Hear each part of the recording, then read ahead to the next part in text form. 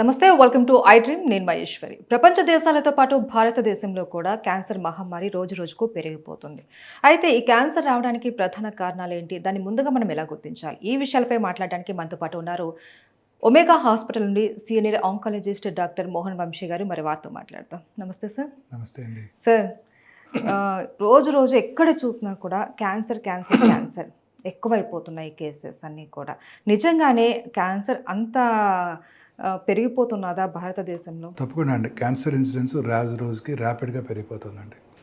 మన 2022 ICMR Indian council for medical research New Delhi వారి statistics ప్రకారం భారతదేశంలో ప్రతి సంవత్సరం more than 15 lakh new cancer cases diagnose చేయబడతాయని అంచనా. But what is important is cancer భారతదేశంలో నోటిఫైబుల్ డిసీజ్ కాదు. ఉదాహరణకి వాళ్ళు మార్నింగ్ ఇద్దరు క్యాన్సర్ పేషెంట్ చూశారనుకోండి, కొత్త కేసెస్ ఫస్ట్ టైం డయాగ్నోస్ అయినాయి, ఇక్కడే డయాగ్నోస్ అయినాయి. నేను వెంటనే దాన్ని గవర్నమెంట్ ఆఫ్ ఇండియాకి నోటిఫై చేయాల్సిన అవసరం లేదు, మున్సిపల్ అథారిటీస్కి నోటిఫై చేయాల్సిన అవసరం లేదు, ట్రీట్మెంట్ చేస్తే సరిపోతుంది. అదే ఇవాళ మార్నింగ్ ఒక కరోనా పేషెంట్ చూశాను అనుకోండి, వితిన్ 4 hours నేను గవర్నమెంట్కి ఇన్ఫార్మ్ చేయాలి, ఐ సాయ కరోనా పేషెంట్ టుడే అని, వాళ్ళ స్టాటిస్టిక్స్ కోసం. సో దీనివల్ల నోటిఫైబుల్ డిసీజ్ కాకపోవడంతో క్యాన్సర్ ఇన్సిడెన్స్ మనకు కరెక్ట్గా తెలియడం లేదు. భారతదేశంలో ఒక 5-6 పాపులేషన్ బేస్డ్ రిజిస్ట్రీస్ ఉన్నాయి అర్బన్ ఏరియాస్లో. అన్ఫార్చునేట్లీ హైదరాబాద్లో పాపులేషన్ బేస్డ్ క్యాన్సర్ రిజిస్ట్రీ లేదు. సో వీటిని బట్టి వాళ్ళు ఒక అందాజుగా అంచనా వేస్తున్నారే తప్ప కరెక్ట్ స్టాటిస్టిక్స్ తెలియట్లేదని మన డాక్టర్లందరి అభిప్రాయం కూడా. సో వాళ్ళు ఇచ్చిన దాని ప్రకారం more than 15 lakh cancer patients ఉన్నట్టయితే 15 lakh న్యూ క్యాన్సర్ పేషెంట్స్ ఉన్నట్టయితే మా అందరి ఎస్టిమేట్ ప్రకారం భారతదేశంలో దానికి మోర్ దెన్ డబుల్, అంటే more than 30 lakh new cancer patients ఉంటాయని చాలా మంది నమ్ముతున్నారు. ఉదాహరణకి మన పాపులేషన్ చైనా పాపులేషన్ ఒకటే ఈక్వల్, బట్ చైనాలో 36 lakh new cancer patients diagnose చేయబడుతున్నాయి. ఇక్కడ 15 అంటే నమ్మశక్యంగా లేదు. ఇన్ఫ్యాక్ట్ భారతదేశానికి ఎక్కువ ఉండాలి, ఎందుకంటే Chinese food habits are much more healthier. ఇక్కడ కూడా అలవాటు అయిపోయింది హెల్దియర్ హ్యాబిట్స్. మనమంతా వెస్టర్న్ ఫుడ్ హ్యాబిట్స్ని కల్టివేట్ చేస్తున్నాం. అది మెయిన్ కారణం. మనం డిస్కషన్కి వచ్చినప్పుడు డిస్కస్ చేద్దాం. సో భారతదేశంలో కూడా అంతే ఉంటాయి. మన స్టాటిస్టిక్స్ ప్రకారం కూడా ప్రతి 9 మందిలో, ఒక ఫ్యామిలీలో 9 మంది ఉన్నారనుకోండి, life time risk of developing cancer ఆ ఫ్యామిలీకి ఒకరు, అంటే ప్రతి 9 మందిలో ఒకరు క్యాన్సర్ బారిన పడుతున్నారు. ప్రతి 1,00,000 మందికి 107 మంది క్యాన్సర్ బారిన పడుతున్నారు. ఉదాహరణకు అమీర్పేటలో 1,00,000 మంది ప్రజలు ఉన్నారనుకోండి, సంవత్సరానికి 107 న్యూ క్యాన్సర్ పేషెంట్స్ అమీర్పేట నుంచి డయాగ్నోస్ చేయబడతాయి. సో అంత ర్యాపిడ్గా క్యాన్సర్ ఇన్సిడెన్స్ పెరిగిపోతుంది. 2050కి భారత అంచనా ప్రకారమే మోర్ దెన్ 35 lakhs ఉంటుందని అంచనా. సో క్యాన్సర్ ఇన్సిడెన్స్ ర్యాపిడ్గా రోజు రోజుకి పెరిగిపోతుందండి. సో దానికి తగ్గట్టు మనం క్యాన్సర్ని డయాగ్నోస్ చేయడానికి క్యాన్సర్ వార్నింగ్ సిగ్నల్స్ మన ప్రజల్లోకి ముఖ్యంగా తీసుకెళ్ళగలగాలి. ఎందుకంటే క్యాన్సర్కి ఇప్పటికీ క్యూర్ కనుగొనబడలేదు. ఎర్లీ స్టేజ్లో కనుక్కుంటేనే మనం క్యూర్ చేయడానికి అవకాశం ఉంది. కానీ cancer is a silent killer. స్లోగా పెరుగుతుంటుంది, సిమ్టమ్స్ కలిగించదు, అందువల్ల ఎవరు డాక్టర్ దగ్గరికి రారు. సో అందుకని మనం ముఖ్యంగా అవేర్నెస్ ప్రోగ్రామ్స్ ద్వారానే మన ప్రజల్లో ఈ క్యాన్సర్ మీద అవేర్నెస్ తీసుకొస్తే, వార్నింగ్ సిగ్నల్ మీద, అప్పుడు క్యాన్సర్ని ప్రివెంట్ చేయడానికి, క్యాన్సర్ వార్నింగ్ సిగ్నల్స్ తెలుసుకోవడానికి అవకాశం ఉంటుంది. అసలు సార్, క్యాన్సర్ అంటేనే చాలా రకాలు ఉంటున్నాయి. మనం చూస్తున్నాం ఈ మధ్య తల భాగం నుంచి కాళ్ళ వరకు ప్రతి చోట క్యాన్సర్ అన్నది ఎక్కడ వస్తుందో తెలియదు. మెయిన్ ఈ క్యాన్సర్ అంటే ఏంటి అనేది చాలా మందికి కూడా అవగాహన లేదు. మన శరీరంలో ఉన్న కోట్లాది కణజాలంలో ఏదో ఒక కణం అప్రతీతంగా పెరిగిపోవటానే క్యాన్సర్ అంటారు. ఇప్పుడు మన బాడీలో లిమిటేషన్స్ ఉన్నాయి. ఉదాహరణకి చిన్నప్పుడు ముక్కు చిన్నదిగా ఉండేది, ఈ సైజుకి రాగానే ఆగిపోయింది, ఇంకా పెరగడం ఆగిపోయింది. అలా ఒక నియంత్రణ విధానం ఉన్నది మన శరీరానికి. ఆ నియంత్రణని దాటి క్యాన్సర్ కణం క్రమంగా పెరిగిపోతుంటాయి. అంటే ఒక్క కణం 2 అవుతాయి, 2, 3, 4 అవుతాయి, 4, 8 అవుతాయి, 8, 16 అవుతాయి, 8 లక్షలు 16 లక్షలు అవుతాయి. అలా పెరిగిపోవటాన్ని క్యాన్సర్ అంటారు. అది ఎక్కడైనా ఉండొచ్చు. మన నియంత్రణ దాటి, మన రెగ్యులేటరీ మెకానిజమ్స్ని దాటి మన శరీరంలో మీరు అన్నట్టు స్కాల్ప్ నుంచి కాలు చిటికన వేలు వరకు ఏదో ఎక్కడో ఒక కణం అలా పెరిగిపోవటాన్ని క్యాన్సర్ అంటారు. సో ఇప్పుడు మన సైంటిస్టులకి మంచి అవగాహన వచ్చింది, క్యాన్సర్ మీద పూర్తి అవగాహన వచ్చింది. మన బాడీలో అబౌట్ 22,000 ప్రోటాన్ కోడింగ్ జీన్స్ ఉంటాయి, equally good number of non proton coding jeans ఉంటాయి. ఇందులో సైంటిస్టులు ఒక 500 to 600 ఆంకోజీన్స్ని ఐడెంటిఫై చేశారు. ఆంకోజీన్స్ అంటే క్యాన్సర్ కారక జన్యువులు. వీటిలో వచ్చే మ్యుటేషన్స్ ఆధారంగానే ఈ క్యాన్సర్స్ వస్తున్నాయి. ఓకే, రకరకాల క్యాన్సర్, అన్ని రకాల క్యాన్సర్లు. సైంటిస్టులు ఇప్పుడు గట్టిగా నమ్ముతున్నారు. దీన్నే ఫౌండేషన్ 1 మెడిసిన్ అంటారు. అంటే ఈ 500-600 జీన్స్లో ఏదో ఒక జీను ఏదో ఒక కారణం వల్ల, అది డైటరీ కానివ్వండి, ఎన్విరాన్మెంటల్ ఫ్యాక్టర్ కానివ్వండి, జెనెటిక్ కానివ్వండి, ఆ మ్యుటేషన్ జరిగి ఆ మ్యుటేషను వలన ఆ క్యాన్సర్ కణం అప్రతిహితంగా పెరిగిపోతుంటుంది. ఇది మన సైంటిస్టులు ఐడెంటిఫై చేశారు. ఇప్పుడు ప్రతి క్యాన్సర్కి కూడా ఇది మ్యుటేషన్, మనం ఏ మ్యుటేషన్ వల్ల క్యాన్సర్ వచ్చింది తెలుసుకునే సదుపాయం ఇప్పుడు మనకి అందుబాటులోకి వచ్చింది హైదరాబాద్లోనే. ఆ కొన్ని మ్యుటేషన్స్ని టార్గెట్ చేసే మందులు కూడా అందుబాటులోకి వచ్చాయి. అది సో ఇలా క్యాన్సర్ బాడీలో ఎక్కడైనా రావచ్చు. లైనింగ్ మీద, అంటే లైనింగ్ అంటే ఒక లైనింగ్, ఇప్పుడు ఉదాహరణకి మన బాడీకి స్కిన్ లేయర్, లైనింగ్ మీద వచ్చే క్యాన్సర్స్ని కార్సినోమాస్ అంటారు. లోపల వచ్చే క్యాన్సర్స్ని సార్కోమాస్ అంటారు. సాఫ్ట్ టిష్యూ అంటే లైనింగ్ లోపల ఉండే టిష్యూ సాఫ్ట్ టిష్యూ. ఇప్పుడు ఇంటెస్టైనల్ ట్రాక్ ఉంది, దాని లైనింగ్ మీద వచ్చినట్టయితే కార్సినోమా, లోపల వచ్చినట్టయితే సార్కోమా, లైనింగ్ కింద వచ్చినట్టయితే సార్కోమా. ఇంకా 3వ గ్రూపు కార్సినోమా, సార్కోమా. 3వ గ్రూపు హిమటలాజికల్ మాలిగ్నెన్సీస్, అంటే రక్త సంబంధ క్యాన్సర్స్, అంటే లింఫోమాస్, లుకీమియాస్. ఇలా 3గా బ్రాడ్గా మనం డివైడ్ చేయవచ్చు క్యాన్సర్స్.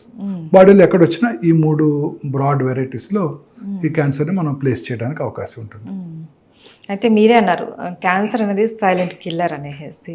సో ఇది చాలా వరకు బయట పడేంత వరకు కూడా మనకు తెలియదు, సివియర్ స్టేజ్కి వెళ్ళేంత వరకు కూడా మనకు తెలియదు. దీన్ని మనము ఫస్ట్లోనే మనం గుర్తించాలి అంటే ఎలాంటి లక్షణాలను మనం ఐడెంటిఫై చేయాలి సార్? సో బేసిక్గా వచ్చిన ఆర్గన్ బట్టి ఆధారపడి ఉంటుంది. ఓకే, ఎక్కడ ఇప్పుడు ఉదాహరణకి ఏ ఆర్గన్లో వచ్చినా కూడా వచ్చిన ఆర్గన్ ఆధారపడి, బట్ కొన్ని జనరల్ సిమ్టమ్స్ ఉన్నాయి. అందులో most important unexplained weight loss. అంటే మామూలుగానే తింటున్నారు, మామూలుగానే వారి జీవితం గడుపుతున్నారు, బట్ క్రమక్రమంగా వెయిట్ తగ్గిపోతున్నారు. ఏంటి మీరు తగ్గిపోతున్నారు అని అడుగుతున్నారు ఫ్యామిలీ మెంబర్స్. అది very good important warning signal. రెండోది ఆకలి తగ్గిపోవటం, అంటే తినాలనిపించకపోవటం, ఆకలి తగ్గటం, డిస్టేస్ట్ ఫర్ ఫుడ్.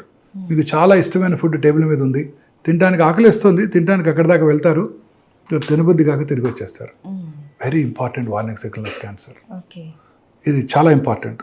తర్వాత లో గ్రేడ్ ఫీవర్, అంటే జస్ట్ నాట్ మచ్, 99, 99.5, 100 కన్నా తక్కువే, ఈవినింగ్లో కానీ ఎప్పుడో ఒకసారి ఇర్రెగ్యులర్గా రావటం, లో గ్రేడ్ ఫీవర్, ఫీవరిష్గా అనిపించడం, థర్మోమీటర్ పెట్టి చూసుకుంటే 99, 99.5, సోర్ థ్రోట్ గట్రా ఏమి లేదు, వైరల్ ఫీవర్ అనుకుంటాం, 2 రోజులు చూస్తాం, కంటిన్యూస్గా అలా ఫీవర్ ఉండటం, ఆకలి తగ్గిపోవటం, distaste for food, weight loss, ఇవన్నీ కూడా జనరల్ సిమ్టమ్స్ ఆఫ్ క్యాన్సర్. అంటే ఇవి ఉంటే క్యాన్సర్ ఉందని కాదు, బట్ క్యాన్సర్ ఉండి ఉండవచ్చు. ఖచ్చితంగా సిమ్టమ్స్ వచ్చినప్పుడు మనం వెంటనే అలర్ట్ అయ్యి టెస్టులు చేయించుకోవాలి. ఐదర్ పరీక్ష మన ఫ్యామిలీ ఫిజిషియన్ని కలవటము, దగ్గరలో మన ఫ్యామిలీ ఫిజిషియన్ ఉంటారు, లేదా ఒక ఆంకాలజిస్ట్ని కలవటం చేయాల్సి ఉంటుంది. రెండోది ఆర్గన్ని బట్టి. Start with brain. ఇది brain cancer is a very common cancer. అయితే బ్రెయిన్లో 2 రకాల క్యాన్సర్లు ఉంటుంటాయి. ఒకటి ఏంటంటే ప్రైమరీ బ్రెయిన్ ట్యూమర్స్, అంటే బ్రెయిన్లోనే పుట్టాయి. కానీ బ్రెయిన్లో 70% ఆఫ్ ద ట్యూమర్స్ శరీరంలో ఇతర భాగాల్లో పుట్టి బ్రెయిన్కి వెళ్తాయి. ఉదాహరణకు ఊపిరితిత్తుల్లో, కిడ్నీ, బ్రెస్ట్, ఎక్కడైనా సరే బ్రెయిన్కి వెళ్తుంటాయి. సో బ్రెయిన్ యొక్క ట్యూమర్స్ ప్రైమరీ కానీ సెకండరీస్ కానీ లక్షణాలు ఎలా ఉంటే మళ్ళీ జనరల్ సిమ్టమ్స్ ఉన్నాయి వాటికి. ఒకటి ఏంటంటే అర్లీ మార్నింగ్ హెడేక్, పొద్దున్నే లేవటంతోనే హెడేక్తో లేస్తారు, లేదా లేచిన వెంటనే హెడేక్ ఉంటుంది, లేకపోతే హెడేక్తో పొద్దున్నే 3 4 లేస్తారు, అండ్ కంటిన్యూస్గా ఇంక్రీజ్ అవుతుంటుంది. నడి వయసులో ఎస్పెషలీ 40s తర్వాత ఇలాంటిది వచ్చిందంటే ఇమ్మీడియట్గా వీ షుడ్ బికమ్ సస్పీషియస్. అదే ఐస్ ప్రాబ్లం వల్ల కూడా హెడేక్ వస్తుంది, అది ఈవినింగ్ వస్తుంది, అది పొద్దున్నే రాదు. అలా ఎర్లీ మార్నింగ్ హెడేక్తో లేవటం, మిడ్ నైట్లో కానీ తర్వాత కానీ లేవటం వెరీ ఇంపార్టెంట్ వార్నింగ్ సిగ్నల్స్. జ్ఞాపక శక్తి లోపించడం, సడన్ మెమరీ లాస్, తన ఓన్ ఫ్రెండ్ ఫోన్ నెంబర్ గుర్తురాదు, ఇంటి ఫోన్ నెంబర్ గుర్తురాదు, అడ్రస్ గుర్తురాదు. So very important warning signals అనమాట ఇవన్నీ. బ్రెయిన్లో మెమరీ లాస్, సడన్గా మెమరీ లేకపోవటం, కన్వల్షన్స్, ఫిట్స్ రావటం. ఒక ఏరియాలో బ్రెయిన్ ట్యూమర్ ఉన్నప్పుడు ఆ పక్కన ఉన్న నార్మల్ టిష్యూస్ని ఇరిటేట్ చేస్తుంది, ఇప్పుడు ఫిట్స్ రావటం. తర్వాత హెడేక్తో పాటు స్లోగా కొంచెంగా దాన్ని స్లోగా జనరల్ కండిషన్ డిటీరియేట్ అవటం, ఎక్కువసేపు నిద్రపోవటం, కోమాలోకి వెళ్ళిపోవటం కూడా జరుగుతుంటుంది. దీన్నే science of raised intracranial tension అంటారు. బ్రెయిన్ చుట్టూ స్కల్ బోన్ ఉంది, రిజిడ్ స్కల్ బోన్, అటుపక్క పెరగనివ్వదు, నార్మల్ బ్రెయిన్ని కంప్రెస్ చేస్తుంది. ఓకే. సో కంప్రెస్ చేసినప్పుడు మరి ఇలాంటి సిమ్టమ్స్ వస్తాయి అనమాట. This is called science of increased intracranial tension. అది తర్వాత వచ్చిన లొకేషన్ని బట్టి బ్రెయిన్లో చాలా లోబ్స్ ఉంటాయి. ఫ్రాంటల్ లోబ్లో ట్యూమర్ వచ్చింది అనుకోండి, వాళ్ళలో విచక్షణ జ్ఞానం కోల్పోతారు, అందరి ముందు అన్డ్రెస్ చేసుకుంటారు, అందరి ముందు సడన్గా యూరిన్ పాస్ చేస్తారు, సడన్గా మాట పడిపోవచ్చు.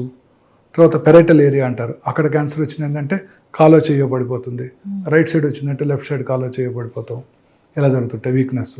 ఆక్సిపిటల్ ఏరియాలో వస్తే విజువల్ డిస్టర్బెన్సెస్ రావటం, చిన్న మెదడులో క్యాన్సర్ వచ్చినట్టయితే ఆల్కహాల్ తాగిన వాళ్ళు ఎలా నడుస్తారో అలా నడవటం, ఇలా లొకేషన్ బట్టి మళ్ళీ సిమ్టమ్స్ ఉంటాయి. ఇది కూడా బ్రెయిన్ క్యాన్సర్ లక్షణాలు. ఇంకా స్లోగా కిందకు వచ్చినట్టయితే ఓరల్ క్యావిటీ.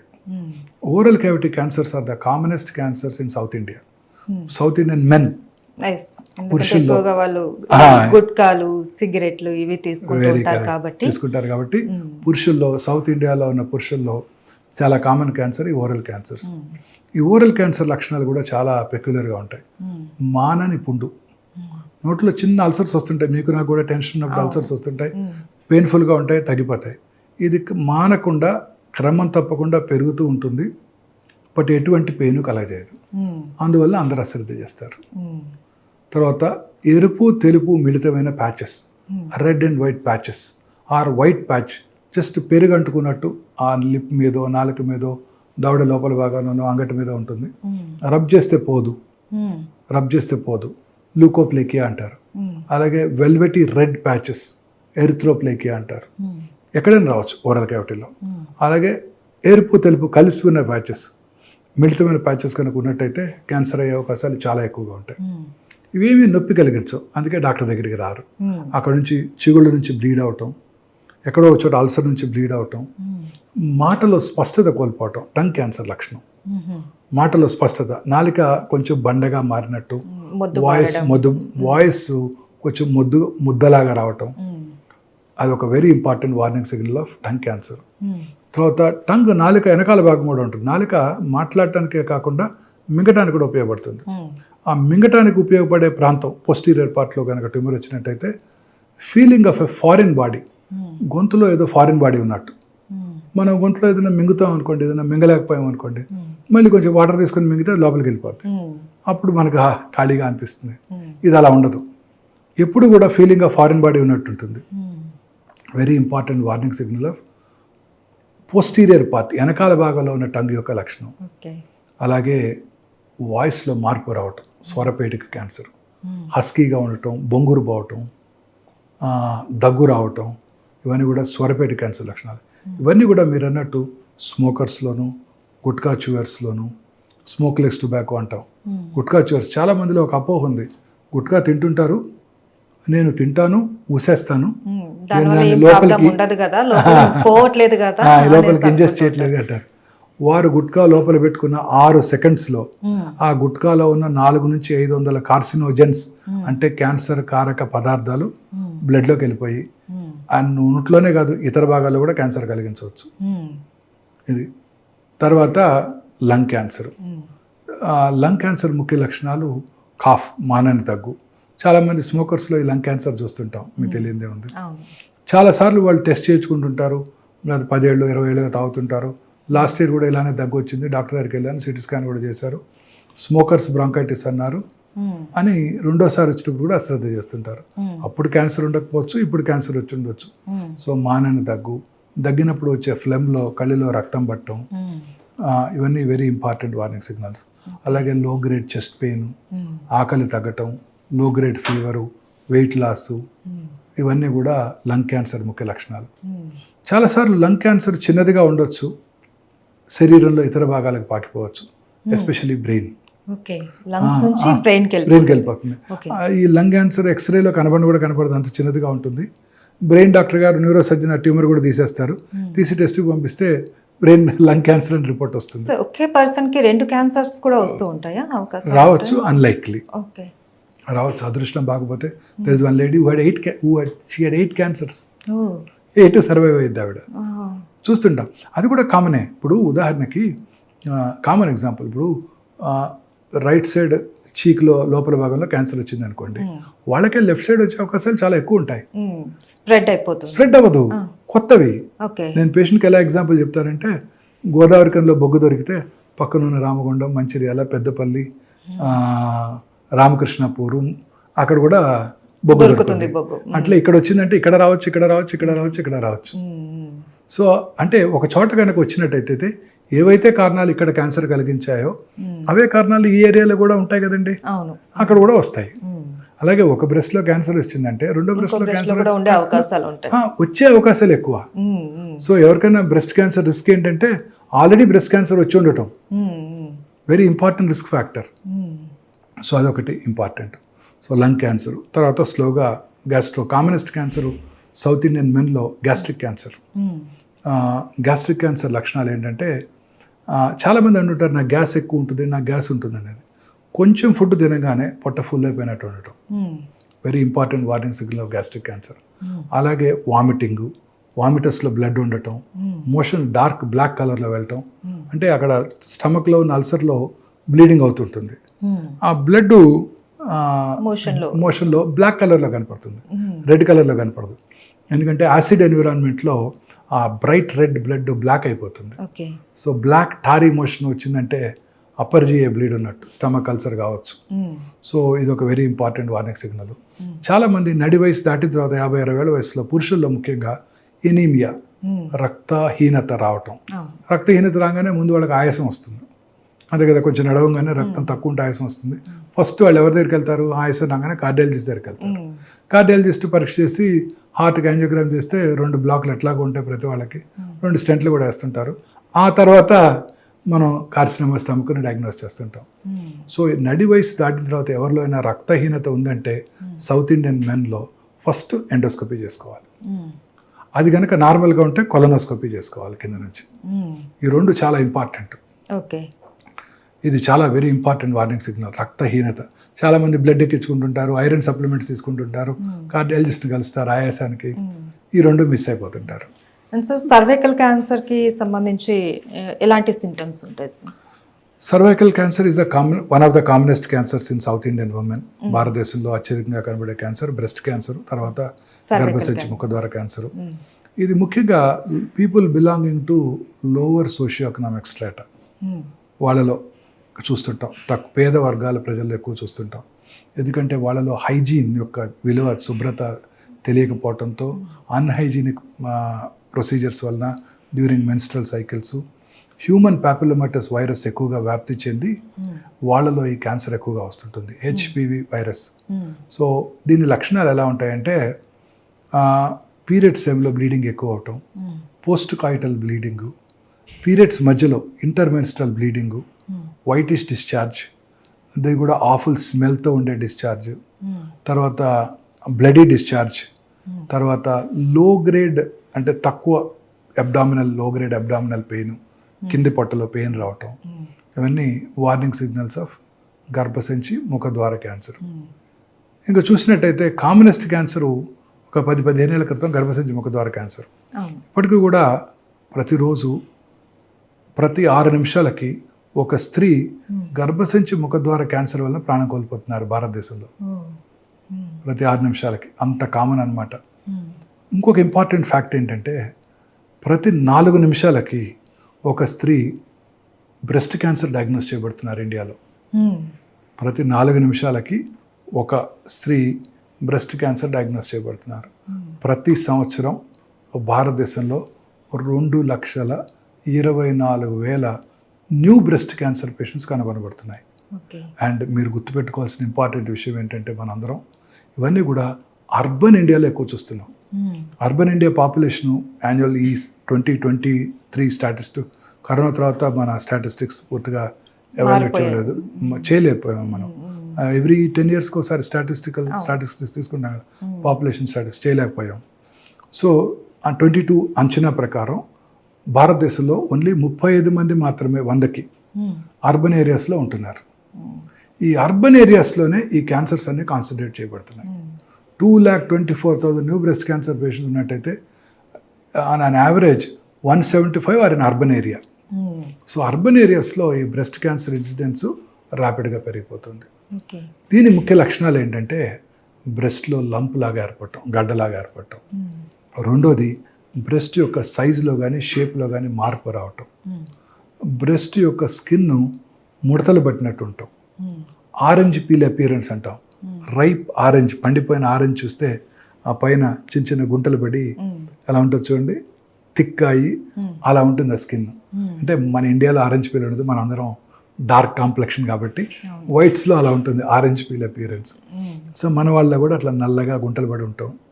తర్వాత బ్రెస్ట్ యొక్క నిప్పుల్ ఏరియాలో కాంప్లెక్సెస్లో మార్పులు రావటం, నిప్పులు లోపలికి పోవటం, నిప్పుల మీద పుండె ఏర్పడటం, నిప్పుల నుంచి బ్లడ్ కానీ బ్లాకిష్ కానీ బ్రౌనిష్ కానీ డిశ్చార్జ్ రావటం. అలాగే బ్రెస్ట్ యొక్క స్కిన్ మీద నరాలు ఉబ్బినట్టు ఉండటం. అలాగే రెండు నిప్పుల ఏరియాల కాంప్లెక్సెస్ ఒకే లెవెల్లో లేకుండా ఒకవైపు పైకి లాగబడి ఉండటం, లేకపోతే ఇంకో పక్క కిందకి లాగబడి ఉండటం. అలాగే చంకలో గడ్డలు, ఇవన్నీ కూడా అర్లీ బ్రెస్ట్ క్యాన్సర్ లక్షణాలు అన్నమాట. ఈ లక్షణాలు ఉన్న వాళ్ళందరికీ క్యాన్సర్ ఉన్నట్టు కాదు, బట్ క్యాన్సర్ ఉండటానికి ఎక్కువ అవకాశాలు ఉంటాయి కాబట్టి దగ్గరలో ఉన్న సర్జన్ కానీ వారి లేడీ డాక్టర్, ఫ్యామిలీ ఫిజిషియన్ కానీ ఆంకాలజిస్ట్ని కానీ కలవటం చాలా ఇంపార్టెంట్. సార్ ఇప్పటివరకు కొన్ని రకాల క్యాన్సర్స్ వాటి లక్షణాలు చెప్పారు, ఇంకా చాలా ఉన్నాయి. సో వాటి గురించి కూడా ఎక్స్ప్లెయిన్ చేస్తారా? మీరు అన్నట్టు రకరకాల క్యాన్సర్స్ ఉన్నాయండి. ఇప్పుడు గ్యాస్ట్రో ఇంటెస్టైనల్ ట్రాక్లో స్టమక్ తర్వాత అత్యధికంగా కనబడే క్యాన్సర్ కోలన్ క్యాన్సర్, పెద్ద పేగుల్లో వచ్చే క్యాన్సర్. కోలన్ క్యాన్సర్ ఇన్సిడెన్స్ కూడా చాలా ర్యాపిడ్గా పెరిగిపోతుంది భారతదేశంలో. ముఖ్యంగా అర్బన్ ఏరియాస్లో ఈ క్యాన్సర్ ఎక్కువగా చూస్తున్నామండి. దానికి రకరకాల కారణాలు ఉన్నాయి. ఈ క్యాన్సర్ ముఖ్య లక్షణాలు ఏంటంటే మల విసర్జన అలవాట్లలో మార్పు రావటం. అంటే ఉదాహరణకి మనం రోజు ఒకసారి మోషన్ పాస్ చేస్తాం, సడన్గా గత 4 నెలల నుంచి రోజుకు 2-3 సార్లు మోషన్స్ అవుతున్నాయి. Very important warning signal. అలాగే మోషన్లో బ్లడ్ కనపడటం, చాలాసార్లు కనపడుతుంటాయి. మోషన్లో బ్లడ్ కనపడుతుంటాయి. నాకు పైల్స్ ఉన్నాయి, పోయిన సంవత్సరం కూడా పైల్స్ ఉన్నాయి, అప్పుడు డాక్టర్ దగ్గరికి వెళ్ళి చూపించుకున్నాను, పైల్స్ ఉన్నాయన్నారు, మెడిసిన్ ఇచ్చారు, తగ్గిపోయింది, అదే వాడుకుందాం అనుకుంటారు తప్ప పోయిన సంవత్సరం పైల్స్ వల్ల బ్లడ్ వచ్చింది, ఈసారి క్యాన్సర్ వల్ల బ్లడ్ వచ్చి ఉండవచ్చు అనే ఫ్యాక్ట్ని మర్చిపోతారు. సో ఇవేమీ నొప్పి కలిగించవు, అందువల్ల ఎవరు డాక్టర్ దగ్గరికి రారు. సో మోషన్లో కనుక బ్లడ్ కనుక పడినట్టయితే ఎప్పుడూ అశ్రద్ధ చేయకూడదు. వెంటనే దగ్గరలో ఉన్న సర్జన్ దగ్గరికి వెళ్ళి చూపించుకొని దానికి నివారణ తెలుసుకొని అది దానికి వైద్యం చేయించుకొని అది ఆగిపోయితేనే మనం నిశ్చింతగా ఉండాలి. లేకపోతే మళ్ళీ డాక్టర్ దగ్గరికి, అదే డాక్టర్ దగ్గరికి వెళ్ళి టెస్టులు చేయించుకుంటూ ఉండాలి. అవసరమైతే సిగ్మాడోస్కోపీ, కొలనోస్కోపీ కూడా చేసుకోవాలి. ఎందుకంటే rectal cancer, colon cancer incidence భారతదేశంలోని పురుషుల్లో చాలా ఎక్కువగా చూస్తున్నాం. అలాగే మల విసర్జన అలవాట్లు మార్పు రావటం, తర్వాత మనం మోషన్ పాస్ చేస్తే ఒక సైజులో మోషన్ బయటకు వస్తుంది. అలా కాకుండా పెన్సిల్ బీమ్ లాగా సన్నగా వచ్చింది అనుకోండి, అంటే ఆ రక్తంలో బ్లాక్ అవుతుందని అర్థం. అలాగే ఫీలింగ్ ఆఫ్ ఇన్కంప్లీట్ ఎవాక్యుయేషన్. ఇప్పుడు మనం మార్నింగ్ చక్కగా మోషన్ పాస్ చేసామనుకోండి, we have a very good feeling, yes motion అయిపోయింది, సో కంఫర్టబుల్గా ఉంటుంది. మోషన్ పాస్ చేసినప్పటికీ ఇంకా కూడా మోషన్కి వెళ్ళాలి అనిపిస్తూ ఉన్నట్టయితే, గుడ్ మోషన్ పాస్ చేసాము కానీ ఇంకా మోషన్కి వెళ్ళాల్సి ఉన్నట్టు అనిపిస్తోంది, వెళ్ళి కూర్చుంటే రావడం లేదు, this is a very important warning signal of rectal cancer. అంటే బ్రెయిన్ ఆ ట్యూమర్ని మోషన్గా పర్సీవ్ చేస్తుంది. బ్రెయిన్కి ట్యూమర్ అని తెలియదు, అది యాక్చువల్లీ రెక్టంలో ట్యూమర్ ఉంది కదా, అది మోషన్గా పర్సీవ్ చేస్తుంది. అది కూడా ఎంటీ చేయాలని ఆలోచిస్తూ ఉంటుంది, అదేమో ఎంటీ అవ్వదు. ఇది feeling of incomplete evacuation. Motion pass చేసిన తర్వాత కూడా ఇంకా మోషన్కి వెళ్ళాలి అన్న ఫీలింగ్ ఈజ్ ఏ చాలా important warning signal of rectal cancer. తర్వాత రెగ్యులర్గా మోషన్తో పాటు సడన్గా కొన్నిసార్లు లూజ్ మోషన్స్ అయిపోవటం, కొన్నిసార్లు కాన్స్టిపేషన్ రావటం, ఇంక్రీజింగ్ కాన్స్టిపేషన్. అంటే ఇంతకుముందు రోజు ఒకసారి పాస్ చేసేవాళ్ళు ఇప్పుడు 2 రోజులకు ఒకసారి, ఇప్పుడు 3 రోజులకు ఒకసారి, అంటే బ్లాక్ అయిపోతుంది రెక్టం. చాలా ఎక్కువ సార్లు పాస్ చేయటం, వచ్చినప్పుడు బ్లాక్ కొంచెం తగ్గినప్పుడు టకటగా 4-5 సార్లు పడిపోవటం, very important warning signal of left sided colon cancers. ఇదే కాకుండా right side colon cancers silent killer. ఎందుకంటే ఎటువంటి సిమ్టమ్స్ కలిగజేయవు, ఎందుకంటే అక్కడ మోషన్ లిక్విడ్గా ఉంటుంది. ఈ చిన్న అల్సర్స్ ఏమి మోషన్ని బ్లాక్ చేయలేవు. సో అందువల్ల ఆ అల్సర్ నుంచి బ్లడ్గా వచ్చినా ఆ మోషన్లో మిక్స్ అయిపోతుంది, అందువల్ల తెలియదు. So right side colon cancers are very very silent killers. చాలాసార్లు రక్తహీనతతో డాక్టర్ దగ్గరికి వెళ్తారు వాళ్ళు. ఇందాక చెప్పాను కదండి, రక్తహీనత కనుక ఉన్నట్టయితే ఫస్ట్ దక్షిణ భారతదేశంలో అపర్జయోస్కోపీ, అది కనుక నెగిటివ్ అయితే కొలనోస్కోపీ చేసుకోవాలి. ఇది కోలన్ క్యాన్సర్ ముఖ్య లక్షణాలు. ఈ రకంగా బ్లడ్ ఎక్కడొచ్చినా అబ్నార్మలేనండి. ముక్కులోంచి బ్లడ్ వచ్చినా, దగ్గినప్పుడు బ్లడ్ వచ్చినా, నోట్లో ఉమ్మిలోంచి బ్లడ్ వచ్చినా, యూరిన్లో బ్లడ్ వచ్చినా, ఇంటర్మెనిస్ట్రల్ బ్లడ్ వచ్చినా, నిప్పుల నుంచి బ్లడ్ వచ్చినా, బ్లడ్ ఎక్కడి నుంచి వచ్చినా అబ్నార్మలే.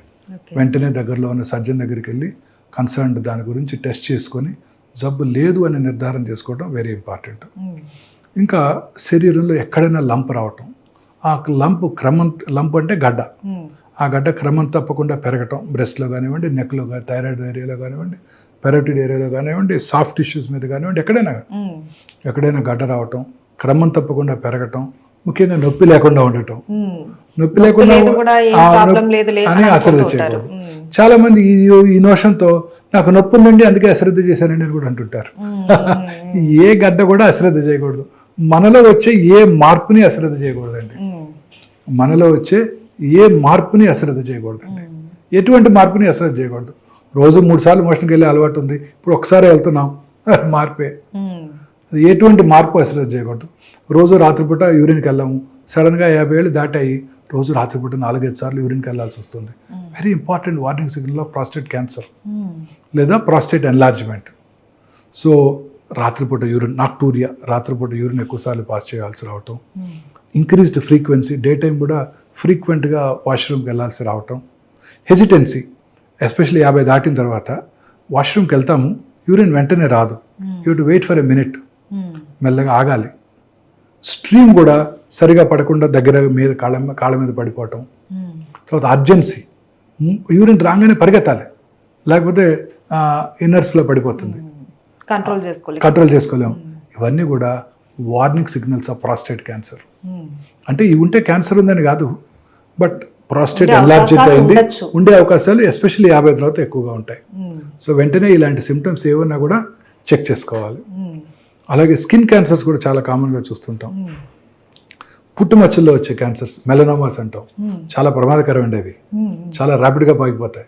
మొన్న మధ్య ఒక కేసు చూశాను, బ్రెయిన్లో ట్యూమర్ ఉంది, మల్టిపుల్ ట్యూమర్స్ ఉన్నాయి, తలనొప్పితో డాక్టర్ దగ్గరికి వస్తే బ్రెయిన్ స్కాన్ చేస్తే మల్టిపుల్ మెట్స్ ఉన్నాయి, బాడీ అంతా స్కాన్ చేస్తే ఎక్కడ బెడ్ స్కాన్ చేసాం ఏం కనబడలా. చూస్తే కాలు బొట్టన వేలు క్రింద, వేలు గోరు క్రింద ఒక చిన్న 2 మిల్లీమీటర్ల మచ్చ ఉంది, బ్లాక్ మచ్చ, అది మెలనోమా. అక్కడ నుంచి బ్రెయిన్కి వెళ్ళిపోయిందండి. అంత ప్రమాదకరమైన ఈ మెలనోమా క్యాన్సర్స్. కాలు హీల్ మీద చిన్న మచ్చ ఒకటి ఉంటుంది, ఆ మచ్చ లివర్కి పాకిపోవచ్చు. సో పుట్టుమచ్చల్లో వచ్చే మార్పులు, పుట్టుమచ్చ సైజు పెరగటం, కలర్ మారటం, అల్సరేషన్ ఏర్పడటం అంటే పుండుగా మారటం, పుట్టుమచ్చ నుంచి పెలుసులుగా పొరలుగా ఊడిపోవటం, స్కిన్ ఊడిపోవటం, అలాగే పుట్టుమచ్చల మీద పుండు పట్టడం, పుట్టుమచ్చల నుంచి రక్తం కారటం, ఇవన్నీ కూడా వార్నింగ్ సిగ్నల్స్ ఆఫ్ మెలనోమా. వీటిని కూడా అశ్రద్ధ చేయకూడదు. సో ఇలా అన్ని రకాల క్యాన్సర్స్ కూడా యూరిన్లో బ్లడ్ పట్టడం very important warning signal of bladder cancer. So bladder cancer కూడా వెరీ కామన్, ఎస్పెషల్లీ స్మోకర్స్లో బ్లాడర్ క్యాన్సర్ చాలా కామన్గా చూస్తుంటాం. ఇంకొక ఇంపార్టెంట్ కామన్ క్యాన్సర్ ముఖ్యంగా స్త్రీలలో ఒవేరియన్ క్యాన్సర్. ఇది silent killer, really silent killer. పొట్టలో పెరుగుతూ ఉంటుంది, ఎటువంటి సిమ్టమ్స్ కలిగించదు, ఏమి సిమ్టమ్సే ఉండవండి. చాలామంది పొట్ట పెరుగుతోంది అని జాగింగ్ కూడా చేస్తుంటారు కేబీఆర్కి వెళ్ళి, ఎస్పెషల్లీ ఇది సీన్ ఇన్ ఎఫ్లూయెంట్ ఉమెన్, పెద్ద వయసు డబ్బులున్న స్త్రీలోనే ఎక్కువ చూస్తుంటాం, వెల్ టు డూ ఫ్యామిలీస్లో ఎక్కువ చూస్తుంటాం. అదేంటి కొంచెం పొట్ట పెరుగుతుంది, కొంచెం వాకింగ్ చేద్దాం, జాగింగ్ చేద్దాం అని వెళ్తుంటారు, బట్ యాక్చువల్లీ లోపల క్యాన్సర్ ఉంటుంది, ఓవేరియన్ క్యాన్సర్. ఎటువంటి సిమ్టమ్స్ కలిగించవు, లో గ్రేడ్ పెయిన్ ఉంటుంది, ఎటువంటి సిమ్టమ్స్ ఉండవు. సో ఇలాంటి సిమ్టమ్స్ని అశ్రద్ధ చేయకూడదు. తర్వాత యూట్రస్ బాడీ, ఇందాక సర్వైకల్ క్యాన్సర్ లక్షణాలు చూసాం మనం, జనరల్గా people belonging to lower socio economic status. ఇది బాడీ క్యాన్సర్స్, బాడీ అంటే యూట్రైన్ మెయిన్ బాడీ క్యాన్సర్స్. ఇది ఎఫ్లూయెంట్ ఉమెన్లో ఎక్కువ కనబడుతుంది, ఒబీస్ స్త్రీలలో వాళ్ళలో ఎక్కువ కనబడుతుంటుంది. పోస్ట్ మెనోపాజల్ బ్లీడింగ్, పీరియడ్స్ ఆగిపోయిన తర్వాత ఎవరికైనా 1-2 years తర్వాత మళ్ళీ కనుక బ్లీడింగ్ అయితే అశ్రద్ధ చేయకూడదు. చాలామంది ఈ సిమ్టమ్ అశ్రద్ధ చేస్తారు. పీరియడ్స్ ఆగినాక అలా వస్తుంటుందంట, దానికదే తగ్గిపోద్ది, ఒక్కసారి వచ్చిపోయింది డాక్టర్ గారు, మళ్ళీ 2 నెలల క్రితం మళ్ళీ కనపడింది, అవి ఇది ఎప్పుడు అశ్రద్ధ చేయకూడదు. మెనోపాజ్ వచ్చేసిన తర్వాత మళ్ళీ కనుక బ్లీడింగ్ అయిందంటే వెంటనే దగ్గరలో ఉన్న వారి ఫ్యామిలీ ఫిజిషియన్ లేడీ డాక్టర్ దగ్గరికి వెళ్ళి పరీక్ష చేయించుకోవటం, చిన్న అల్ట్రాసౌండ్ చేసుకుంటేనే ఆ క్యాన్సర్ని ఈజీగా గుర్తించవచ్చు. ఈ క్యాన్సర్ ఇన్సిడెన్స్ కూడా ర్యాపిడ్గా పెరుగుతుంది. అర్బనైజేషన్ పెరిగే కొద్ది ఇవే పెరుగుతున్నాయి. Breast cancer, ovarian cancer, uterine body cancer, ఇవి చాలా కామన్గా పెరిగిపోతున్నాయి. సో ఇవన్నమాట ఈ కామన్ క్యాన్సర్స్ లక్షణాలు. ఈ వార్నింగ్ సిగ్నల్స్ అన్ని చాలా ఇంపార్టెంట్. క్యాన్సర్ ఇన్సిడెన్స్ ర్యాపిడ్గా పెరిగిపోతుంది. మన తెలిసిన వాళ్ళు కానీ ఎవరిలో కానీ ఇలాంటి సిమ్టమ్స్ కనుక చూసినట్టయితే we must warn them, go get checked first. వెళ్ళి మీ ఫ్యామిలీ ఫిజిషియన్ కలువు, లేకపోతే దగ్గరలో ఉన్న సర్జన్ ఆంకాలజిస్ట్ను కలవండి అని మనం వార్న్ చేయాల్సి ఉంటుంది అనమాట. ఈ వార్నింగ్ సిగ్నల్స్ ఉంటే క్యాన్సర్ ఉన్నది అని కాదు, క్యాన్సర్ ఉండి ఉండవచ్చు, అవకాశం ఉండొచ్చు. ముందుగా డయాగ్నోస్ చేస్తేనే క్యాన్సర్ క్యూరబుల్, లేకపోతే క్యాన్సర్ క్యూర్ అయ్యే అవకాశాలు చాలా తగ్గిపోతాయి. బ్లడ్ క్యాన్సర్, బోన్ క్యాన్సర్ కూడా వస్తుంటాయి. Blood cancer is a very common cancer అండి. పిల్లల్లో వచ్చే కామనెస్ట్ క్యాన్సర్ బ్లడ్ క్యాన్సర్ అందరికన్నా. ఇవి సిమ్టమ్స్ చాలా వేగ్గా ఉంటాయండి. పిల్లల యొక్క గ్రోత్ తక్కువగా ఉంటుంది, పాలిపోవటము, వెయిట్ తగ్గిపోవటము, బాడీ మీద పెటికల్స్ ప్యాచెస్ అంటే చిన్న చిన్న రెడ్ ప్యాచెస్, ప్లేట్లెట్స్ తగ్గిపోవటంతో, లేదా చిన్న ఎబ్రేషన్కే ఒక ఇదంతా కందిపోయినట్టు, కమిలిపోయినట్టు, స్కిన్ కింద బ్లడ్ రావటం, ఇవన్నీ కూడా బ్లడ్ క్యాన్సర్ లక్షణాలు. పిల్లల్లో కానీ పెద్దవాళ్ళలో కానీ. వీక్నెస్, అన్ఎక్స్ప్లెయిన్డ్ వీక్నెస్, ఏం బాగా వీక్నెస్, రక్తం తగ్గిపోవటం, బ్లీడింగ్ స్పాట్స్ రావటం బాడీ స్కిన్ మీద, పెద్దవాళ్ళలో కూడా ఇవి బ్లడ్ క్యాన్సర్ లక్షణాలు. బోన్ ట్యూమర్స్ అన్ని చిన్న వయసులో చూస్తుంటాం. ఇవి పెద్దగా సిమ్టమ్స్ కలిగించవు, పెద్దగా అయ్యేదాకా అసలు కనిపించవు. అందుకే బోన్ ట్యూమర్స్ అనేవి చాలా లేట్ స్టేజెస్లోనే డయాగ్నోస్ చేయబడతాయి. చాలాసార్లు ఏదో చిన్న దెబ్బ తగులుతుంది, అప్పుడు అక్కడ ఎగ్జామిన్ చేసుకుంటే అప్పుడు ట్యూమర్ కనపడుతుంది, నొప్పి కలిగించదు. అందువల్ల అందరూ అశ్రద్ధ చేస్తారు. Generally 20 to 30 years, 12 to 30 years మధ్యలో ఈ బోన్ ట్యూమర్స్ ఎక్కువగా చూస్తుంటాం. సో ఎటువంటి ట్యూమర్ కనుక కల్పించినట్టయితే మనలో వచ్చే ప్రతి మార్పుని కూడా అశ్రద్ధ చేయకూడదు. తద్వారా మనం దీన్ని ముందుగా పట్టుకోవచ్చు అనమాట. అయితే నాకు ఒక చిన్న డౌట్ డాక్టర్ గారు, బోన్ ట్యూమర్ అన్నారు కదా, అది ఏదైనా ఒక్క ప్లేస్ దగ్గర మాత్రమే ఉంటుందా, లేకపోతే ఒక దగ్గర ఉంటే అది మొత్తం బోన్ కి ఎఫెక్ట్ అవుతుంది? ఏ బోన్లో అయినా రావచ్చు. మన బాడీలో 206 బోన్స్ ఉంటాయి. కామనెస్ట్ అంటే ఎక్కడైనా 2 రకాల క్యాన్సర్స్ ఉన్నాయి, Ewing sarcoma, osteosarcoma. Osteosarcoma generally 15 to 30 years లోపలే వచ్చేస్తుంది. అంతకన్నా చిన్న వయసులో రాదు, 20-25లో వచ్చేస్తుంటాయి. జనరల్గా ఈ నీ జాయింట్ చుట్టూ ఏర్పడతాయి అవి. న్యూ జాయింట్ పైన లేదా నీ జాయింట్ కింద 70% ఆఫ్ కేసెస్లో ఎక్కడైనా కూడా రావచ్చు ఇవి. తర్వాత ఆ బోన్ క్యాన్సర్స్ మీరు అన్నట్టు వెరీ అగ్రెసివ్. బాడీ ఆస్టియోసార్కోమా వచ్చిందంటే within days or weeks లంగ్స్లోకి పాకిపోతాయి. చాలా అగ్రెసివ్ ట్యూమర్స్. రెండోది ఈవింగ్స్ ట్యూమర్స్, చిన్న వయసులో కూడా చూస్తుంటాము, సాఫ్ట్ టిష్యూలో కూడా చూస్తుంటాం, బోన్స్లో కూడా చూస్తుంటాం. అది మనం బయాప్సీ చేసుకోవడం ద్వారా అది ఏ రకమైన క్యాన్సరో తెలుసుకోవచ్చు. అయితే ఇప్పటి వరకు ఎన్ని రకాల క్యాన్సర్స్ ఉన్నాయనేసి చెప్పారు. అయితే మెయిన్ ఈ క్యాన్సర్ రావడానికి కారణాలు ఏంటి, ఎవరికి ఎక్కువ వచ్చే అవకాశాలు ఉంటాయి చెప్తారా? సో క్యాన్సర్ రావడానికి గల కారణాలు అనేది 100% ఇది కాజ్ అండ్ ఎఫెక్ట్ కారణం ఏమి లేదండి, ఎక్సెప్ట్ గర్భసంచి ముఖద్వార క్యాన్సర్ తప్ప. గర్భసంచి ముఖద్వార క్యాన్సర్కి ఒక కాజ్ అండ్ ఎఫెక్ట్ ఉంది. అంటే ఏంటంటే కాజ్ ఏంటంటే human papillomatous viral infection, HPV virus. ఆ హెచ్పివి వైరస్ మన సర్వైకల్ ఎపిథీలియంలోకి వెళ్ళి అది ఇంట్రాసెల్యులర్గా ఉంటుంది, అంటే సెల్ లోపల ఉంటుంది. సెల్ లోపల ఉంటే మన బాడీ డిఫెన్స్ మెకానిజమ్స్కి అందదు, అందువల్ల దానికి యాంటీబాడీస్ డెవలప్ అవ్వవు. మీకు గుర్తుందా, కరోనా వచ్చినప్పుడు అందరూ నా యాంటీబాడీ టైటర్ ఎంత ఉంది, నీదెంత ఉంది, యాంటీబాడీ టైటర్ చెక్ చేసుకునేవాళ్ళం. ఒకసారి కరోనా వస్తే ఆ యాంటీబాడీస్ పెరిగి రెండోసారి కరోనా రావటాన్ని నిరోధిస్తాయి కదా, వచ్చిన తట్టుకునే అంత శక్తిని అయితే ఇస్తాయి. కానీ cervical cancer virus, human papillomatous virus ఎంత స్మార్ట్ అంటే అది సెల్ లోపలే ఉంటుంది, సెల్ బయటకు రాదు. అందువల్ల మన బాడీ డిఫెన్స్ మెకానిజమ్స్ దాన్ని గుర్తించలేవు. సో అందువల్ల దానికి యాంటీబాడీస్ డెవలప్ అవ్వవు. సో అందువల్ల రిపీటెడ్ వైరల్ ఇన్ఫెక్షన్స్ వల్ల ఈ క్యాన్సర్ వచ్చేస్తుంది. దీనికి ఇప్పుడు అందుకే వ్యాక్సిన్ కనుక్కున్నారు. వ్యాక్సిన్ ఏం చేస్తుందంటే యాంటీబాడీస్ని ప్రొడ్యూస్ చేస్తుంది, తద్వారా మళ్ళీ రీఇన్ఫెక్షన్ రాకుండా చేస్తుంది. సో ఇది హ్యూమన్ పాపిలోమాటస్ వైరస్. ఇలా కాజ్ అండ్ ఎఫెక్ట్ రిలేషన్ మిగతా ఏ క్యాన్సర్స్కి లేదు. హెపటైటిస్ బి వైరస్ ఇన్ఫెక్షన్ ఉన్న వాళ్ళలో లివర్ సిరోసిస్ వస్తుంది. లివర్ సిరోసిస్ వచ్చినప్పుడు లివర్ రీజనరేషన్ జరుగుతుంది. ఆ రీజనరేటివ్ ప్రాసెస్లో క్యాన్సర్ రావచ్చు. So HBV human hepatitis B viral infection వచ్చిన వాళ్ళలోను, హెపటైటిస్ సి వైరల్ ఇన్ఫెక్షన్ వచ్చిన వాళ్ళలోను లివర్ సిరాసిస్ వచ్చి ఆ క్రానిక్ లివర్ డిసీజ్ వలన లివర్ క్యాన్సర్ వచ్చే అవకాశాలు ఉంటాయి. ఈ రెండు వెరీ ఇంపార్టెంట్. తర్వాత అలాగే నార్త్ ఆఫ్రికాలో ఎప్స్టీన్ బార్ వైరస్ అనే ఒక వైరస్ ఇన్ఫెక్షన్ వలన కొన్ని బర్కిట్స్ లింఫోమా అనే ఒక స్పెషలైజ్డ్ హెమటలాజికల్ మలిగ్నెన్సీస్ వస్తుంటాయి, అవి కూడా చూస్తుంటాం. ఇవి కాక మిగతా క్యాన్సర్స్ అన్నిటికీ కూడా ఖచ్చితంగా ఇది కారణం అని చెప్పలేము. కొన్ని ఇంపార్టెంట్ కారణాలు ఉన్నాయి, మనందరికీ తెలుసు. స్మోకింగ్ వల్ల లంగ్ క్యాన్సర్ వస్తాయి, స్మోకింగ్ వల్ల అనేక రకాల క్యాన్సర్స్ వస్తాయి, ఇవన్నీ మనకు తెలుసు. బట్ డెఫినెట్గా నాన్ స్మోకర్లో కూడా లంగ్ క్యాన్సర్ చూస్తుంటాం. స్మోకింగే చేయని 12 ఏళ్ళ ఆడపిల్ల కూడా లంగ్ క్యాన్సర్ చూసాం. సో ఇది డెఫినెట్గా ఇది కారణం అని మనం చెప్పగలిగిందే లేదు. But there are general causes which are very very important to us. ఒకటి జెనెటిక్ ఫ్యాక్టర్స్, అది మన కంట్రోల్లో లేదు. జెనెటిక్ ఫ్యాక్టర్స్ అంటే బెస్ట్ ఎగ్జాంపుల్ ఆంజెలినా జోలీ. వారి మదర్కి ట్రిపుల్-నెగటివ్ బ్రెస్ట్ క్యాన్సర్ ఉండింది. సో వారు చెక్ చేయించుకొని ఆ BRCA1 BRCA టెస్ట్ చేయించుకొని వారికి 31 years అప్పుడే అది చెక్ చేసుకొని అది పాజిటివ్ ఉంటుంటే వారికి ఖచ్చితంగా human hereditary breast ovarian cancer syndrome అంటారు. సో వారికి 100% బ్రెస్ట్ క్యాన్సర్ వస్తుంది, 70% 80% ఓవేరియన్ క్యాన్సర్ వస్తుందని తెలుసుకొని ముందుగా జబ్బు రాకముందే 2 బ్రెస్ట్లు తీయించేసుకున్నారు, 2 ఓవరీలు తీయించేసుకున్నారు. అలాంటి జెనెటిక్ ఫ్యాక్టర్స్ ఉండవచ్చు, BRCA1 BRCA2, అది మనం డిస్కస్ చేస్తాం. మిగతా కారణాలు ఎన్విరాన్మెంటల్ ఫ్యాక్టర్స్. దీనికి మనకి దీని మీద కంట్రోల్ ఉంది. కాకపోతే ఈ అర్బనైజేషన్ పెరిగే కొలది ఎన్విరాన్మెంటల్ ఫ్యాక్టర్స్ ఎక్కువైపోతున్నాయి. ఫస్ట్ మోడర్నైజేషన్ చూడండి. ఈ మోడర్న్ వీఆర్ ఫైటింగ్ విత్ నేచర్తో ఫైట్ చేస్తున్నాం. మనం ఎప్పుడు ఎండలోకి వెళ్తలేదు, ఇంట్లోనే ఉంటున్నాము, ఎయిర్ కండిషన్ రూమ్స్లో ఉంటున్నాము. మార్నింగ్ లేవగానే plastic tooth brush, synthetic toothpaste, plastic tongue cleaner, plastic mug, plastic బకెట్లో హాట్ వాటరు, తర్వాత పొద్దున్నే మైక్రోవేవ్లో చేసుకున్న దాన్ని వేడి చేసుకొని బ్రేక్ఫాస్ట్ తింటాం.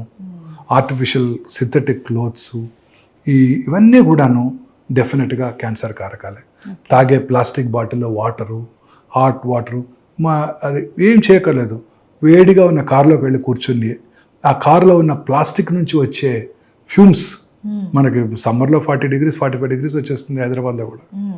ఆ డిగ్రీలో ఆ కార్లోకి వెళ్ళి కూర్చున్నామంటే ఆ కారు యొక్క ఆ ప్లాస్టిక్ ఇంటీరియర్స్ అంతా ప్లాస్టికే కదండి, కారు లోపలంతా, వాటి నుంచి వచ్చే ఫ్యూమ్స్ అన్నీ కూడా క్యాన్సర్ కారకాలే.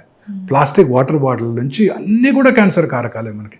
ఇది మనకి ఎలాగో అవాయిడ్ చేయలేం, మరి తప్పదు. మరి ప్రస్తుతం ఉన్న ఏజ్లో అవాయిడ్ చేయలేం. పూర్వకాలంలో లాగా మరచెంబులు తీసుకొని మనం వెళ్ళి వాటర్ తాగలేం కదా. సో ఇవన్నీ కూడా కారకాలండి. ఇలా అనేక రకాలుగా పొల్యూషన్. ఆ తర్వాత ఇంకొకటి మోస్ట్ ఇంపార్టెంట్, ఆర్టిఫిషియల్ లైట్స్. ఇప్పుడు రాత్రిపూట చక్కగా 6:30-7 భోజనం చేసి ఇంతకుముందు 8-9 పడుకొని నిద్రపోయి పొద్దున్నే లేవడం జరిగేది. లేచిన వెంటనే చక్కగా ఎండలో కూర్చునేవారు, ఎండలో పని చేసుకునేవాళ్ళు. వాళ్ళ ఫ్రెష్గా వాళ్ళ గేదెల నుంచి పాలు తీసుకొని తాగేవాళ్ళు. వాళ్ళ వెజిటబుల్ గార్డెన్లో వెజిటబుల్ పండించుకునేవాళ్ళు. పొలానికి వెళ్ళి పంటలు పండించుకునేవాళ్ళు. ఎండలో అంత ఆర్గానిక్ ఉండేది. చక్కగా షర్ట్ తీసి పొలం పని చేసేవాళ్ళు. అన్ని రకాల ఒక విటమిన్ డి, మనకు తెలిసిన విటమిన్, తెలియనివి ఉన్నాయో సూర్యరశ్మిలో. సో ఇవాళ హెల్దీ లైఫ్ స్టైల్ ఉండింది, హ్యాపీగా ఉండేవాళ్ళు. పక్కన కారు ఉంది, మన కారు లేదు, ఇలాంటి ఇవి బాధలు లేవు. పెళ్లి చేసుకుందామంటే సొంత వాళ్ళకి ఎవరికో మేనల్లుడికో మేనకోడలకో చేసుకునేవాళ్ళు. 5 రోజులు సంతోషంగా గడిపేవాళ్ళు. సంతోషం సగం బలం. Happiness is the most important immune booster. Happiness is the most important immune booster.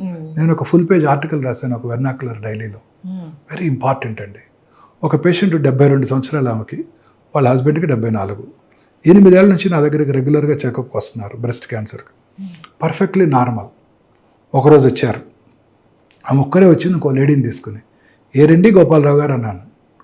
అనగానే పాపం లాస్ట్ 15 days బ్యాకే కర్నరీ బైపాస్ అయిన తర్వాత కాంప్లికేషన్ వచ్చి చనిపోయారు. అప్పుడు కూడా చెక్ చేసాం, నార్మల్గా ఉన్నారు ఆవిడ. 3 నెలల తర్వాత తిరిగి వచ్చేసారు క్యాన్సర్తో. మానసిక ఆందోళన, డిప్రెషన్.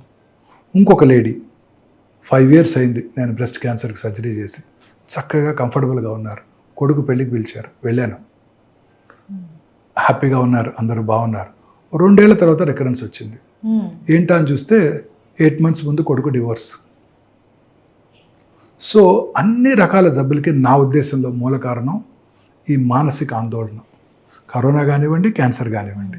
చాలా రకాల వ్యాధులు అన్ని జబ్బులకి కూడా ఈ ఇమ్యూనిటీ, అది రొమటాయిడ్ ఆర్థరైటిస్, ఇవన్నీ కూడా ఈవెన్ డయాబెటిక్ అన్ని జబ్బులకి మూల కారణం మానసిక ఆందోళన. సంతోషంగా సగం బలం అని పెద్దవాళ్ళు చెప్పారు. సంతోషంగా లేకపోతే నీదేటి. రెండోది నిద్ర, వెరీ ఇంపార్టెంట్ ఇమ్యూన్ బూస్టర్ అండి నిద్ర. ఇప్పుడు పూర్వకాలంలో 6-7 పడుకునేవాళ్ళు, తినేసేవాళ్ళు ముందు అర్లీగా తినేసి 8-9 పడుకునేవాళ్ళు. ఈ టీవీలు లేవు, చక్కగా వీధరి మీద కబుర్లు చెప్పుకునేవాళ్ళు, లేకపోతే ఏదో పని చేసుకునేవాళ్ళు. ఇంత పని చేయాల్సిన అవసరం కూడా ఉండేది కాదు. మనలాగా రోజుకి 16 గంటలు. 9 పడుకునేవాళ్ళు, పొద్దున్న 6 లేసేవాళ్ళు. రాత్రి 2-3 గంటలకి వాళ్ళలో మెలటోనిన్ అనే హార్మోన్ ఉత్పత్తి అవుతుంది ఆ స్లీప్లో. ఆ melatonin strong anti cancer properties. ఇప్పుడు ఏం చేస్తున్నాము, రాత్రి 10-11 దాకా టీవీ చూస్తున్నాం, 11 పడుకోవడానికి 1 దాకా మనం ఆ బ్లూ స్క్రీన్ చూస్తూ మొబైల్లో మన వాట్సాప్ మెసేజ్లు, యూట్యూబ్లో వీడియోలు చూసుకుంటూ పడుకుంటున్నారు. ఆ మెలటోనిన్ హార్మోన్ ఉత్పత్తి జరగట్లేదు, దానివల్ల క్యాన్సర్ వచ్చేస్తుంది. ఈ పొద్దున్నే వస్తాను 5:30కి నేను ఇంటి నుంచి వస్తుంటే, గచ్చిబౌలికి వస్తుంటే చూస్తుంటే అన్ని పెద్ద పెద్ద స్కై స్క్రాపర్స్, అన్ని చోట్ల ఫుల్ లైట్స్ ఉంటాయి. ఆ లైట్స్లో పనిచేసే స్త్రీలందరికీ కూడాను క్యాన్సర్ వచ్చే అవకాశాలు ఎక్కువగా ఉంటాయి. ఈ సర్కేడియన్ రిథమ్ అంటే పగలు పనిచేసుకోవటం, రాత్రి నిద్రపోవటం, ఇది లేకపోయేసరికి ఆ మెలటోనిన్ హార్మోన్ ఉత్పత్తి లేకుండా ఈ ఆర్టిఫిషియల్ లైట్స్లో ఎక్కువ కాలం ఉండటం వల్ల ఆ హార్మోన్ ఉత్పత్తి తగ్గిపోవడంతో breast cancer, colon cancer, lung cancer, అన్ని రకాల క్యాన్సర్స్ వస్తున్నాయి వాళ్ళలో, ఆ స్త్రీలందరిలోనూ. ముఖ్యంగా బ్రెస్ట్ క్యాన్సర్, మిగతా వాళ్ళ మిగతా క్యాన్సర్లు. చాలా ఇంపార్టెంట్ అండి ఇది. So most important advice for youngsters is రాత్రి లేట్గా టీవీ చూడటం, ఈ బ్లూ స్క్రీన్ చూడటం, లైట్ వేసుకొని పడుకోవటం. ఇది కూడా వెరీ ఇంపార్టెంట్ కాజిటివ్ ఫ్యాక్టర్. ఎక్కువ ఇల్యూమినేషన్ లైట్ పెట్టుకోనేకూడదు, ప్రిఫరబుల్లీ డార్క్లో పడుకోవాలి, తొందరగా పడుకోవాలి. అప్పుడే మెలటోనిన్ హార్మోన్ ఉత్పత్తి అవుతుంది. ఈ బెడ్ లైట్స్ అన్ని కూడా క్యాన్సర్ కలిగించవచ్చు. అన్ని రకాల లైట్స్లో కూడా రెడ్ కలర్ బెడ్ లైట్ కనుక పెట్టుకుంటే అతి తక్కువ ఇన్ఫ్లుయెన్స్ ఆన్ మెలటోనిన్ ప్రొడక్షన్ అంట. So very important. Bed light red కలర్లోనే ఉంచుకోండి, మిగతా కలర్స్లో ఉంచుకోవద్దు. అతి తక్కువ ఇల్యూమినేషన్ ఉండటం, చిన్న అవసరమైతే, లేకపోతే ప్రిఫరబుల్లీ డార్క్లో పడుకోవటం, తొందరగా పడుకోవటం వెరీ ఇంపార్టెంట్ మనందరికీ కూడా క్యాన్సర్ని ప్రివెంట్ చేయడానికి. మన పిల్లలకి అంటే ఈ స్టేజ్కి 60 ఏళ్ళు వచ్చేసినాయి, ఇప్పుడు మనం ఇంకా మార్చుకోలేము లైఫ్ స్టైల్. బట్ పిల్లలందరికీ నెక్స్ట్ జనరేషన్కి ఇది వెరీ ఇంపార్టెంట్. ఈ బ్లూ స్క్రీన్ చుట్టం, రాత్రిపూట టీవీ చూసుకుంటూ 12 దాకా పడుకోవటం, లైట్ వేసుకొని పడుకొని నిద్రపోవటం.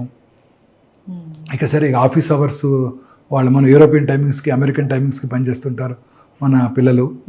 అక్కడంతా ఈ సాఫ్ట్వేర్ ప్రొఫెషనల్స్, ఇక తప్పదు. But they are all definitely important causes of cancer అండి. ఇది కాక పొల్యూషన్, ఆటోమొబైల్ పొల్యూషన్, అర్బనైజేషన్ పెరిగే కొలది క్యాన్సర్ పెరిగిపోతుంది. భారతదేశంలో ఇప్పటికీ రూరల్ కమ్యూనిటీలో క్యాన్సర్ ఇన్సిడెన్స్ తక్కువగానే ఉంటుంది. ఈ అర్బన్ ఏరియాస్లో మెయిన్ ప్రాబ్లమ్స్ ఏంటి? Industrial pollution, automobile pollution. మీరు సిగరెట్ తాగక్కర్లేదు, మీరు పంజగుట్ట చౌరస్తాలో 5 నిమిషాలు నుంచోండి, మీరు 100 సిగరెట్లు తాగితే ఎంత పొల్యూషన్ వస్తుందో అంత పొల్యూషన్ వచ్చేస్తుంది. ఆటోమొబైల్ పొల్యూషను, ఇండస్ట్రియల్ పొల్యూషను, ఈ రబ్బర్ ఫ్యాక్టరీసు, బార్బర్స్ రెగ్యులర్గా అందరికీ డై చేస్తారనుకోండి, వాళ్ళకి ఆ డై నుంచి ఇన్హేల్ చేస్తారు. లూజ్గా పెయింట్స్ అమ్ముతున్నారు, దానివలన tobacco industry, asbestos industry, rubber industry, nickel cadmium battery industries, వీళ్ళందరూ కూడా క్యాన్సర్ వచ్చే అవకాశాలు, ఇండస్ట్రీస్లో పనిచేసే వాళ్ళు క్యాన్సర్ వచ్చే అవకాశాలు ఎక్కువగా ఉంటాయి. So industrial pollution, automobile pollution, తర్వాత ఫాస్ట్ ఫుడ్స్, ఇవన్నీ క్యాన్సర్ కారకాలు. ఈ పిజ్జాలు, బర్గర్లు, ఐస్ క్రీములు, బక్లవాలు అన్నీ all in all they are all cancer కారకాలు. అవన్నీ కూడా హై ఫ్యాటీ ఫుడ్ తినే వాళ్ళందరిలో కూడా అనేక రకాల క్యాన్సర్స్ వస్తాయి. చిన్న ఎగ్జాంపుల్, జాపనీస్లో క్యాన్సర్ ఇన్సిడెన్స్ చాలా తక్కువ. వాళ్ళు హెల్తీ ఫుడ్ తింటారు, చైనీస్ కూడా హెల్తీ ఫుడ్ తింటారు, వాళ్ళలో క్యాన్సర్ ఇన్సిడెన్స్ చాలా తక్కువ. ఇన్ఫ్యాక్ట్ జపాన్కి మనకు ఒక చిన్న సిమిలారిటీ ఉంది. మనలో సౌత్ ఇండియాలో రైస్ ఎక్కువ తింటాము, జాపనీస్ కూడా రైస్ ఎక్కువ తింటారు. జపాన్లో రైస్ చాలా ఎక్కువ తింటారండి, వాళ్ళు కూడా స్టేపుల్ డైట్ రైసే వాళ్ళు. వీళ్ళలో ఇద్దరిలో కూడా స్టమక్ క్యాన్సర్ చేయాలి, common cancer. Rice eating populations రెండు కూడా. Japan, south India. నేను నా పర్సనల్ ఒపీనియన్ అండి, 5 థింగ్స్ అవాయిడ్ చేయాలండి. వైట్ రైస్, వైట్ షుగర్, రా షుగర్ వాడుకోవటం, లేదా జాగరీ వాడుకోవటం, వైట్ సాల్ట్, తర్వాత వైట్ మైదా, వైట్ లైట్. ఓకే. ఈ వైట్ అన్నది కంప్లీట్ వైట్ మన కాదు అసలుకి. బ్రౌన్ రైస్, దంపుడు బియ్యం తినండి, రా షుగర్ వాడుకోండి, బ్రౌన్ షుగర్ వాడుకోండి, రాక్ సాల్ట్ వాడుకోండి, మైదా అసలు తినకండి, మిల్లెట్స్, గోధుమలో, బార్లియో, రాజిమా, అదేంటి ఉంటారు చాలా రకరకాల మిల్లెట్స్ ఉన్నాయి, కొరలు, అవి తినండి. వైట్ లైట్ అవాయిడ్ చేయండి, ఆర్టిఫిషియల్ లైట్ని అవాయిడ్ చేయండి రాత్రిపూట ఎస్పెషల్లీ. 5 వైట్ థింగ్స్ మళ్ళీ చెప్తాను. White sugar, white rice, white maida, white salt and white lights. Illumination ఎక్కువ ఉన్న వైట్ లైట్స్. ఈ 5 డేంజరస్ అండి.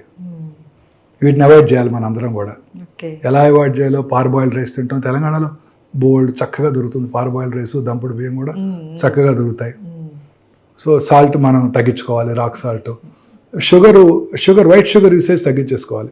షుగర్ తినటం వల్ల క్యాన్సర్ వస్తుందని అడుగుతారు చాలా మంది. షుగర్ తినటం వల్ల అనేక రకాల జబ్బులు వస్తాయి. క్యాన్సర్ వచ్చిన వాళ్ళు షుగర్ తినకూడదా అని అడుగుతారు. అన్ని మితంగా తీసుకోవాలి, అన్ని మితంగా తీసుకోవాలి. ప్రిఫరబుల్లీ బ్రౌన్ షుగర్, లేదంటే బెల్లం, బెల్లం, జాగరీ. సో అన్ని మితంగా తీసుకోవాలి. ఇవి 5 కూడా అవాయిడ్ చేసుకోవడం బెటర్ అండి. సో ఈ వైట్ తర్వాత ఈ పెస్టిసైడ్స్, మనం తినేవన్నీ ఇవే కదండి. పెస్టిసైడ్స్ వాడుతున్నారు, ఫర్టిలైజర్స్ వాడుతున్నారు, ఇవన్నీ వాటి వలన పొల్యూషనే కదండి. ఆర్గానిక్ ఉత్పత్తి తగ్గిపోతుంది, అది పెంచగలగాలి. సో పాలలో కూడా ఆక్సిటోసిన్ ఇచ్చి గేదెలకి పాలు ఎక్కువ ప్రొడ్యూస్ చేయడానికి, ఆ పిల్లల్లో కూడా ఎర్లీ మెనార్ష్ వచ్చిన వల్ల బ్రెస్ట్ క్యాన్సర్ వచ్చే అవకాశాలు ఎక్కువ ఉంటాయి, ఆ పాలు తాగిన పిల్లలందరికీ కూడా ఆక్సిటోసిన్ వల్ల. సో ఇలా అనేక రకాలుగా మనం అంతా కూడా నేచర్తో ఫైట్ చేస్తున్నాం.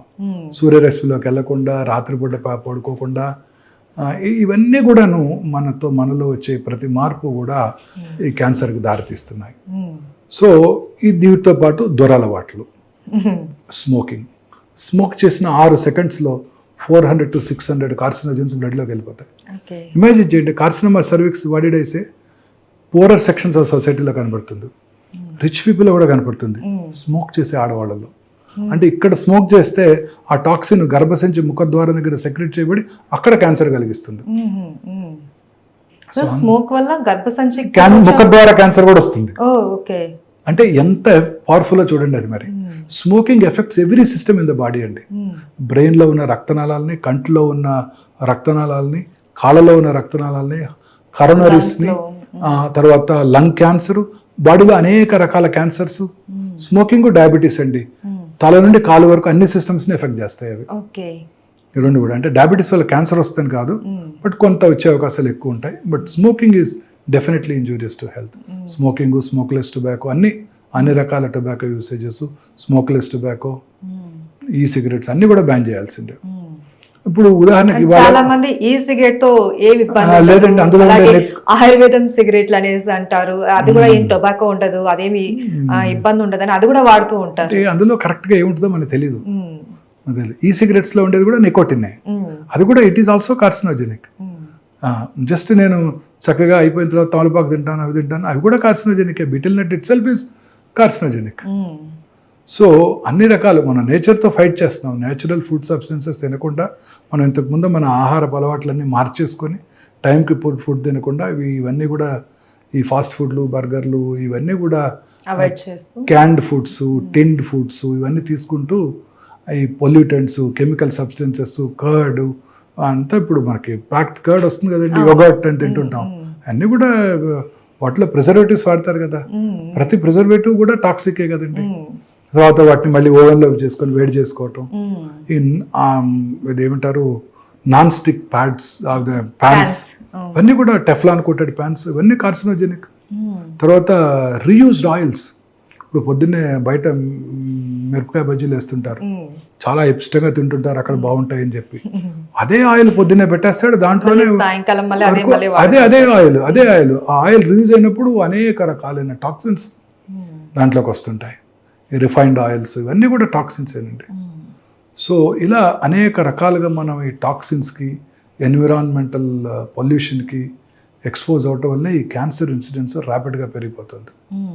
సో ఫ్రెష్ ఫ్రూట్స్, అది కూడా ప్రిఫరబుల్లీ పెస్టిసైడ్స్ లేకుండా ఆర్గానిక్ ఫ్రూట్స్, వెజిటబుల్స్, గ్రీన్స్ ఆకుకూరలు ఎక్కువగా తింటూ, ఈ రెడ్ మీట్ అవన్నీ తక్కువగా తీసుకుంటూ, రెగ్యులర్గా ఎక్సర్సైజ్ చేస్తూ, లీన్ బాడీ మాస్ మెయింటైన్ చేస్తూ, ఒబేసిటీ ఉన్న వాళ్ళలో క్యాన్సర్స్ ఎక్కువ ఉంటాయి.